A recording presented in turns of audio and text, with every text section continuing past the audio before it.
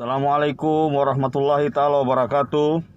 Jumpa lagi kita di channel saya yang simple-simple nih, yang orang bilang channel apa adanya lah. Nah, tuan-tuan dan puan-puan, straight to the point. Macam biasa, tidak banyak intro, tidak banyak bunga-bunga. Kali ini saya mau mengupas dan membahas satu isu yang kerajaan terlepas pandang dan orang lain tersalah pandang, yaitu isu Stinggan. Stinggan. Kenapa saya membahas isu Stinggan? Sebab rata-rata penghuni Stinggan di Sabah ini golongan yang disyaki lah orang bilang. Kan? Golongan yang disyaki yaitu kaum yang dikaitkan dengan PTI. Nah, tuan-tuan dan puan-puan, kalau sebut pasal Stinggan di KK tidak dapat lari, Pulau Gaya nomor 1 kena target. Dan di Pulau Gaya itu yang betul-betul kena target Kampung Pondo dan Kampung Lokurai. Nah, walaupun ada Kampung Teluk Kaswapan, Kampung Lok, Kampung Lok Malom, Kampung Pulau Gaya asli, tapi yang dua tadi itulah ranking first and second orang bilang. Lepas tu Stinggan di Sembulan, Stinggan Kampung Likas, Stinggan di Numbak, di Suang Parai. Dululah ada Stinggan di Suang Parai, sekarang kena resmi sudah. Macam-macam Stinggan lah orang bilang, ya. Rumah-rumah kongsi yang berkembang dari kongsi-kongsi kecil jadi Stinggan pun banyak. Di Taman Milik di Penampang sana ada. Lepas itu kalau kita pergi Kinarut, ada kampung pelarian dia bilang, kampung penempatan, di Petagas pun ada, di Kampung Contoh di belakang-belakang dulu, tapi alhamdulillah kerajaan sudah kasih resmi. Di Sendakan, tidak payah cerita, raja kepada raja segala Stinggan, BDC. Kampung BDC, kampung forest, kampung pelarian, lupak meluas, Stinggan-Stinggan di Sabah, okey? Kalau kita bikin perbandingan adil tidak adilnya, kita tengoklah antara BDC dengan SIM-SIM. Kan? SIM-SIM bagus, lengkap infrastruktur, sedangkan BDC pop. Okey? Di Tawau ada Kampung Ting-Ting, ada Kampung Icebox. Di Semporna ada Kampung Panji, di Lat Dato ada Kampung Buyut, macam-macam lah orang cakap. So, tak payahlah saya sebut satu-satu nama itu apa, Stinggan-Stinggan itu semua. Yang penting sekarang kita ambil contoh lah. Kenapa saya bilang tempat-tempat ini tempat yang terlepas pandang oleh kerajaan dan tempat tersalah pandang. Tersalah pandangan lah oleh warga tempatan yang lainnya. Pertama, kerajaan apabila orang sebut pasal Stinggan-Stinggan ini, satu hal yang biasanya orang buat adalah cuci tangan. Diorang tidak mau dengar. Alasan utamanya adalah Stinggan itu dia bilang penempatan parti. Tapi dalam banyak kes, dulu saya pernah belajar di UMS tau. Saya pernah belajar di UMS. Sekejap. Saya dapat anugerah di UMS pelajar pertama yang tersingkir macam Syarukan di Muhabbatin. Jadi semasa saya di sana saya sempat bikin satu kajian tentang Stinggan. Dan itulah antara sebab kenapa saya disingkirkan. Dalam kajian saya buat satu survei, saya ambil senarai isi rumah semua. Saya dapati Stinggan di Sabah sebenarnya tidak semua menjadi sarang parti dan tidak semua menjadi sarang jenayah. Saya kasih satu contoh. Saya terus pergi Pondo, tempat saya dibesarkan. Di Pondo sebenarnya 68% penduduknya adalah warga tempatan. Yang lain-lainnya pemegang pas burung-burung atau apa-apa semua. Yang lain lagi betul-betul kosong lah. Satu, kerajaan tidak mengkaji betul-betul. Apa yang diorang buat adalah dia tuduh itu kampung parti. Jadi bila dia tuduh itu kampung parti, secara tidak langsung kampung tidak diiktiraf. Bila secara tidak langsung kampung tidak diiktiraf, maka peruntukan tidak ada. Kemudahan infrastruktur tidak ada. Tidak ada kawalan yang direct untuk masalah sosial di sana.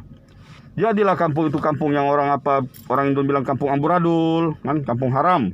Sampai dibilang pondok haram. Jadi salah siapa itu sebenarnya? Adakah salah penduduk tu? Diorang nampak macam gangster kah? 20 tahun lebih saya di Pondo, tuan-tuan. Saya tidak pernah dengar ada nama gangster di Pondo. Paling tidak ada kumpulan Muhabbatin. Kumpulan orang menari igal-igal. Adi Enjas. Itu saya yang ada. Sama kumpulan Y2K saya pernah dengar dulu. Tapi ahli dia tidak sampai 30 ekor. Itu saya. Yang saya pernah dengar. Tidak ada kumpulan jenayah terancang. Macam kumpulan 36, kumpulan 24 di Semenanjung sini tidak ada. Di Kampung Likas, dia cakap ada geng. Di belakang-belakang sana tidak ada. Kumpulan Levi's saja yang ada kalau saya tidak salah. Jadi persepsi kerajaan tentang kampung ini adalah kampung penjenayah sebenarnya salah. Sepatutnya sebagai kerajaan yang bertanggungjawab, diorang buat kajian. Kalau saya seorang pelajar ini buat kajian, boleh buat kajian, kenapa diorang yang ada jabatan perangkaan, ada jabatan ini, ada jabatan ini, tidak boleh orang bilang buat kajian? Kenapa? Jadi itu yang saya heran. Nampak sangat benda itu seolah-olah dibiarkan. Jadi jadilah setengah-setengah di tempat yang dari segi sosial dia runtuh, dari segi kemudahan awam dia hancur. Jadilah begitu.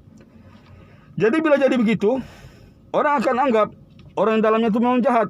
Tapi orang yang menyebabkan kampung itu jadi begitu tidak pula dianggap jahat. Pelik kan?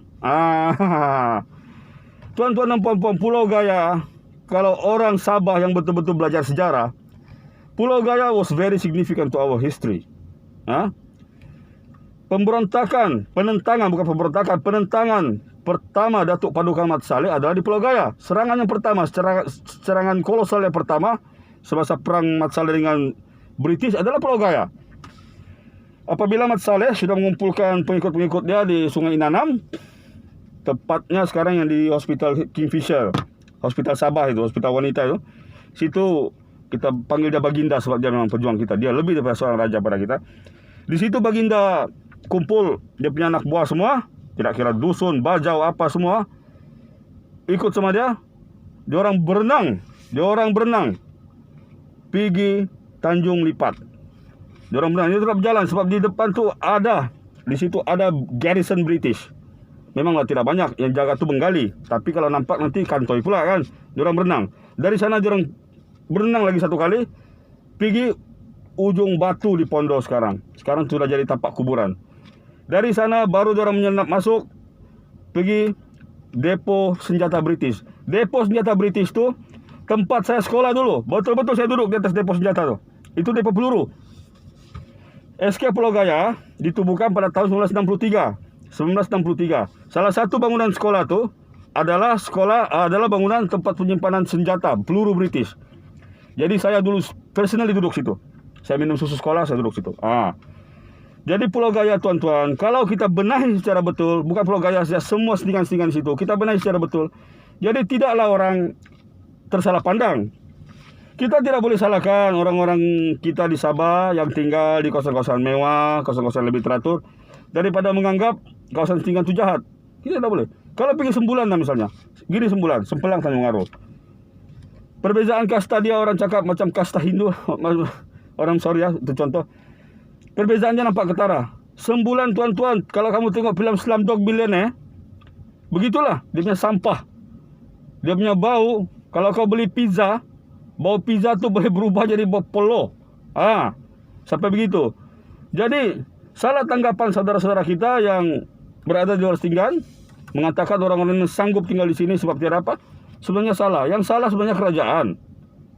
Dari awal orang tidak bikin kaji selidik, tidak bikin usaha untuk membantras setinggan-setinggan ini. Di Selangor dulu banyak setinggan, tapi sekarang tengok, tempat yang saya duduk di Selangor sekarang, dulu setinggan, sekarang jadi kawasan yang orang cakap boleh tahan lah.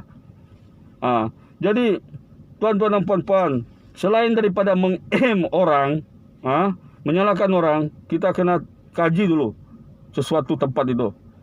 Pulau Gaya contoh paling bagus lah. Kalau Pulau Gaya, Pondo ditata dengan baik, kita boleh mengeluarkan produk-produk orang-orang yang hebat-hebat. Tidak lama tu sekolah kena bikin banyak atlet bola tampar keluar dari situ. Atlet sana, banyak atlet yang terhasil dari Pulau Gaya. Sumber daya manusia dia, kita boleh kembangkan. Tapi kalau kita biarkan begitu-begitu saja, terpuruk lah orang jadi murung. Inilah kampung saya, dia bilang. Begitu juga BDC, begitu juga apa. Malahan, jangan salah tuan-tuan, saya tidak menuduh. Kejadian-kejadian di Sendakan, di Lahad Datu, di Tawau, banyak kebakaran setinggan. Orang sering bilang yang bakar itu mungkin pihak berkuasa tempatan. Dia tidak boleh settle masalah, dia pergi bakar. Contoh. Jangan, ini kita tidak boleh apa lagi. Jadi tuan-tuan, kepada pihak berkuasa, saya mohon, siapapun kerajaan di Sabah, tolonglah bedah siasat masalah ini, bikin kajian yang betul-betul. Jangan asal nama setinggan penduduk apa. Kita takut, kalau betul-betul lah kawasan itu campuran antara warga asing dengan warga tempatan, kalau kita tidak handle betul-betul, kasihan warga tempatan kita, betul tak? Jadi itu satu di sisi pihak berkuasa tempatan. Lepas tu penduduk yang di situ pun tunjuklah bahawa kamu ni ada credibility, ada masa depan, ada anak-anak yang sudah sekolah. Sekarang budak-budak di situ ramai yang sudah bekerja baik, ya. Bagus-bagus orang punya kerja, alhamdulillah. Okey. Lepas itu penduduk di kawasan lain bantu diorang. Kita bantu. Kalau di negara barat tuan-tuan, negara barat, di Jepun dulu ada setinggan, ha? Di Korea dulu ada setinggan, Seoul dulu penuh, sungai Gangnam itu dulu setinggan sebenarnya. Cara diorang menangani setinggan itu simple. They go into the people, they ask what the people need, bikin satu draft, kerjakan, settle. Cuma di Malaysia, terutama di Sabah, orang setinggan itu jadi tempat untuk berpolitik ya. Tiba pilihan raya datang bawa kempen, jerit sana jerit sini. Itu siapa fungsi diorang. Jadi kepada kerajaan, saya rayu lagi sekali, tolong bikin benda siasat tentang hal ini. Kaji dan laksanakan apa yang boleh dibuat. Sebenarnya kamu mampu. Kepada penduduk yang bukan di situ, tolong kita jangan berpandangan tidak baik. Kita bantu diorang, ya, kita bantu penduduk-penduduk setinggan di Sabah. Ketiga, kepada penduduk di sana sendiri, tunjukkan potensi anda. Jangan mengalah. Ingat, dalam hidup kita ada iman dan ada ketekunan serta kesabaran yang boleh menganjak kita ke depan. Assalamualaikum warahmatullahi taala wabarakatuh.